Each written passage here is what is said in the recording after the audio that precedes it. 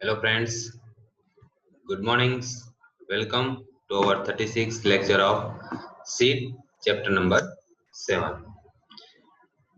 Last lecture के अंदर हमने introduction to process selection and factor affecting process selection के बारे में स्टडी करी थी।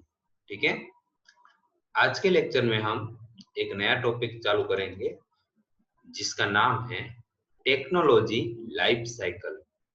ठीक है, तो टेक्नोलॉजी लाइफ साइकिल जो ये टॉपिक है वो आपके जीटीयू के अंदर पूछा गया है, तो इसको आप ध्यान से समझना। जब भी हम कोई बिजनेस स्टार्ट करते हैं तो उसके अंदर हम टेक्नोलॉजी का यूज करते हैं, तो जिसकी मदद से हमारा जो प्रोडक्ट है वो बहुत जल्दी से बन जाए, इजीली बन जाए और हमको कम समय के अंदर बहुत सारे प्रोडक्ट मार्केट में हम सप्लाई कर सके। तो ये टेक्नोलॉजी बेसिकली क्या चीज है, कैसे वो डेवलप होती है, उसके लिए क्या चीज होती है, उसके बारे में हम आज डिस्कस करेंगे। तो मेनली जो टेक्नोलॉजी है वो संशोधन અને विकास मतलब रिसर्च एंड डेवलपमेंट से आती है। ठीक है, तो आइए स्टार्ट करते हैं हमारा ये टॉपिक। संशोधन અને વિકાસ એ ધંધાકીય તકોનો ખોજનો સ્પર્શતો સીધો નિર્ણય છે। વર્તમાન પ્રક્રિયામાં સંશોધન અને વિકાસની પ્રક્રિયા દ્વારા ટેકનોલોજીનો વિકાસ થાય છે। ટેકનોલોજીના વિકાસને કારણે વર્તમાન પ્રક્રિયા બિન प्रचलित बने છે અને નવી પ્રક્રિયા લાભદાયી પુરવાર થાય। मीन्स कि आप जो पुराने तरीके से जो आप काम कर रहे थे और नई टेक्नोलॉजी आने के बाद जो काम किया तो उसमें बहुत सारा अंतर आ जाएगा और नई टेक्नोलॉजी से आपको लाभ भी होगा। नवी प्रक्रिया द्वारा सामान्य रीते प्रक्रिया પડતર ખર્ચમાં ઘટાડો, उत्पादन જથ્થામાં વધારો અને પેદાશ ગુણવત્તામાં વધારામાં परिणमे छे। इससे क्या होता है कि आपकी जो इनिशियल जो कॉस्ट है वो कम रहती है और आपकी जो प्रोडक्ट्स है वो भी बढ़ती रहती है। જ્યારે ટેકનોલોજીના વિકાસની કક્ષા ખૂબ જ ઝડપી હોય ત્યારે જૂની ટેકનોલોજીનો પૂરતો ઉપયોગ કર્યા અગાઉ જ સ્પર્ધાત્મક શક્તિ નિભાવવા જૂની ટેકનોલોજીનો નિકાલ કરીને નવી ટેકનોલોજી સ્થાપવાના સંજોગો ઊભા થાય છે। जैसे आपने पहले जो आप प्रोडक्ट बना रहे थे, अब बहुत सारे मार्केट में बहुत सारे ऐसे सेम प्रोडक्ट आ गए, तो आप क्या करोगे, जो आपकी जो पुरानी टेक्नोलॉजी थी उससे भी कोई नई एडवांस टेक्नोलॉजी लाओगे। तो जो पुरानी टेक्नोलॉजी का जो काम करने का समय था उसको बोलते हैं टेक्नोलॉजी लाइफ साइकिल। पहले आप ए मेथड से प्रोडक्ट बनाते थे, फिर डिमांड बढ़ती गई और कंपटीशन बढ़ता गया, तो फिर आपने वो ए मेथड और ए टेक्नोलॉजी से शिफ्ट होके बी टेक्नोलॉजी यूज कर ली, तो ये कहला जाता है ए टेक्नोलॉजी का लाइफ साइकिल खत्म हो गया क्योंकि अब दूसरी टेक्नोलॉजी आ गई। तो इससे क्या होता है, अगर आपने टेक्नोलॉजी नई शुरू करी थी खरीद कर, तो अगर आप उसको पूरा उपयोग करके बिना ही जल्दी से उसको निकाल दोगे तो आपको क्या होगा, नुकसान होगा, क्योंकि आपने तो वो नई टेक्नोलॉजी अभी इम्प्लीमेंट करी थी। तो इसके अंदर नुकसान भी उठाना पड़ता है। ठीक है, जूनी टेक्नोलॉजी ना अपरिपक्व निकालने कारणे विशिष्ट प्रकारનું नुकसान ભોગવવું પડે છે, તેને અપ્રચલિતપણાનું નુકસાન ગણીને હિસાબમાં માંડી વાળવામાં આવે છે।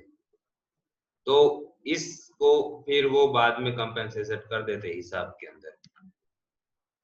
अब हम देखते हैं कि टेक्नोलॉजी નું जो जीवन चक्र છે એ ઉત્પાદન પ્રક્રિયાના અનુસંધાનમાં નીચે પ્રમાણેનું સ્વરૂપ ધારણ કરે છે।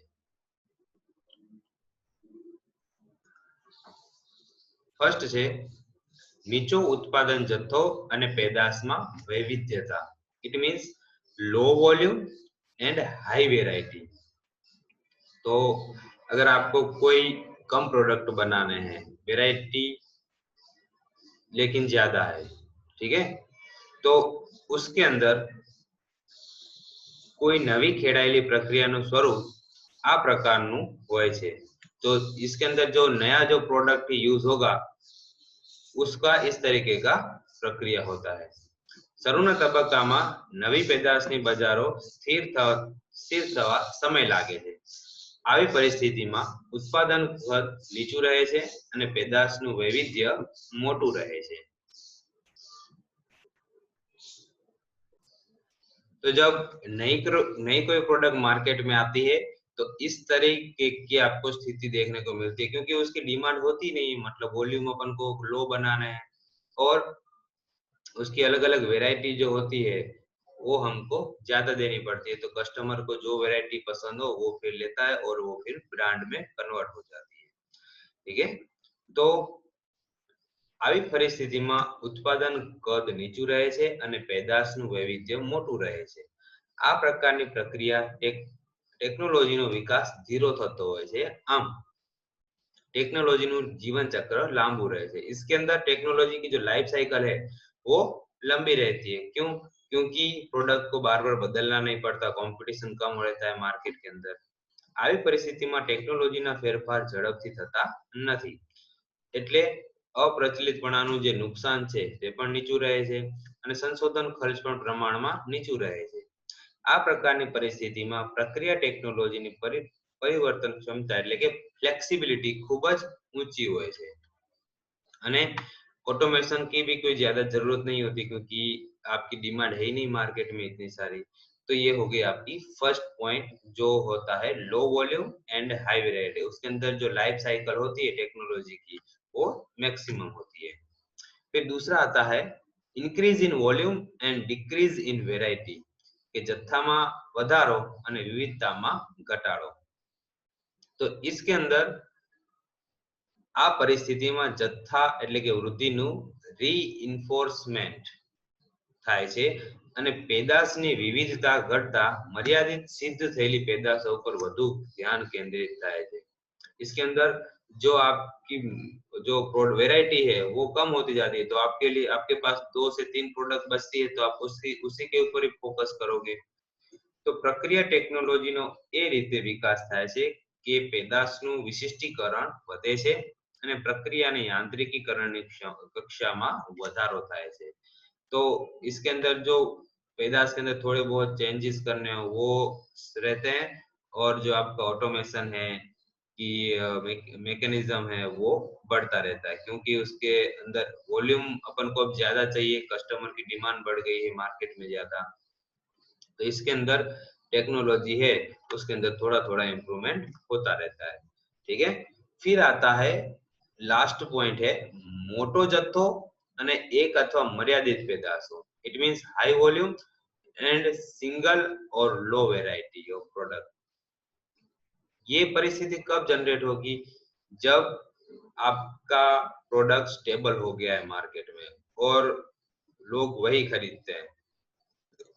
ठीक है, लेकिन आज के जमाना ऐसा नहीं रहा, लेकिन बहुत 30 साल 40 साल पहले कोई प्रोडक्ट ने अपना ब्रांड फिक्स कर लिया तो सब लोग वही यूज करते थे। ठीक है, જેમ જેમ પેદાશનો સ્વીકાર થતો જાય અને બજારમાં તેનું સ્થિર પોઝિશનિંગ થાય તે પછી માત્ર મર્યાદિત પેદાશના ગ્રાહકો દ્વારા સ્વીકાર થાય છે। આ પરિસ્થિતિમાં સૌપ્રથમ પ્રોડક્ટ એ વસ્તુનું સ્વરૂપ ધારણ કરે છે। કાળક્રમે તેને બ્રાન્ડ સ્વરૂપે રજૂ કરી બ્રાન્ડ છાપ मतलब ब्रांड इमेज उभी करे थे। जैसे कि बहुत सारी चीजें होती है जिसकी ब्रांड फिक्स हो जाती है, जैसे कोलगेट एक ब्रांड है जो टूथपेस्ट बनाती है। तो फिर उसने अपने प्रोडक्ट को बाजार में उतारा, फिर सब लोग वही यूज करने लगे, तो सब लोगों ने उसी को टूथपेस्ट का नाम ही कोलगेट रख दिया। तो इसके अंदर फिर हाई वॉल्यूम होता है, जैसे जैसे मार्केट में उसकी कस्टमर बढ़ते हैं तो ब्रांड के ऊपर से वो फिर बिक्री चालू हो जाती है। आ तबक्काમાં प्रक्रिया टेक्नोलॉजीનો सर्वश्रेष्ठ विकास થાય છે। तो इसके अंदर जो टेक्नोलॉजी है उसको मैक्सिमम यूज होता है। ખૂબ જ મોટા જથ્થામાં યાંત્રિકીકરણ અને સ્વયં સંચાલિત યંત્રો દ્વારા પેદાશનું ઉત્પાદન હાથ ધરાય છે. ટેકનોલોજી જીવન ચક્ર ખૂબ જ લાંબુ કે ટૂંકું હોઈ શકે છે. કોઈ ખ્યાલ એટલે કે કોન્સેપ્ટનો કોમ્યુનિટી સ્વરૂપે સ્વીકાર થાય તે પછી ઘણા લાંબા સમય સુધી પેદાશ અસ્તિત્વમાં રહે છે. बरोबर. अब जो ये टेक्नोलॉजी है वो कहाँ से आती है? तो ये टेक्नोलॉजी रिसर्च एंड डेवलपमेंट करके आती है. અહીં એ નોંધવું જોઈએ કે ટેકનોલોજીના વિકાસ પાછળ ખૂબ મોટો સંશોધન અને વિકાસનો ખર્ચ કરવો પડે છે. આ ખર્ચનું વિધ્યાત્મક પરિણામ આવશે જ તેમ કહી શકાતું નથી. तो रिसर्च के अंदर वो रिसर्च सक्सेसफुल भी हो सकता है और फेल भी हो सकता है.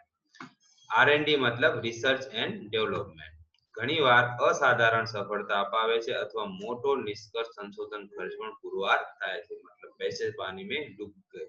एग्जाम्पल तौर पे हमारा जो चंद्रयान गया था वो सक्सेस भी हो सकता था फेल भी हो सकता था. ठीक है, तो उसका अपन पहले से कोई नहीं, वो एक टाइप का रिसर्च था.